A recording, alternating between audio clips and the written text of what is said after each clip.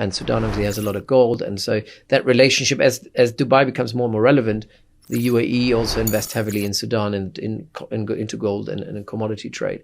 And so most of Sudan's gold now is being exported legally or illegally through the UAE onto global markets. And that kind of leads us to the civil war that we're in now, which for the last 2.5 years has probably created the worst humanitarian crisis in the world. And I'm saying that at a time when we have that terrible genocide going on in Gaza. So, all of that together. And the Emiratis have not just emerged out of a sudden as the main backer of the RSF. They have been the main backer of the RSF, at least, for the last 15 years, if not longer. And so the RSF today, over the last 2 years, has really been the most atrocious of two very atrocious opponents. I think we have to be very clear about this.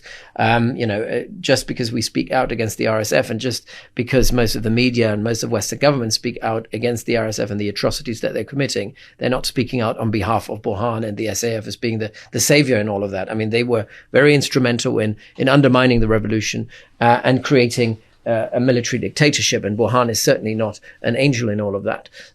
But obviously, in terms of atrocities, though, the atrocity, the violence against civilians, against women, against children, mass killings, really in the most brutal way you can possibly imagine, and then broadcasting that onto social media, that sort of stuff we've seen mostly or only been done by the RSF. So accusations now of genocide against the RSF, and obviously the UAE being implicated in that because they're the main financial and military and logistical backer of the RSF.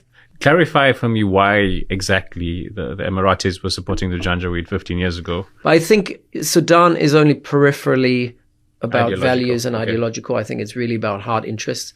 It is about gold. It is about commodities.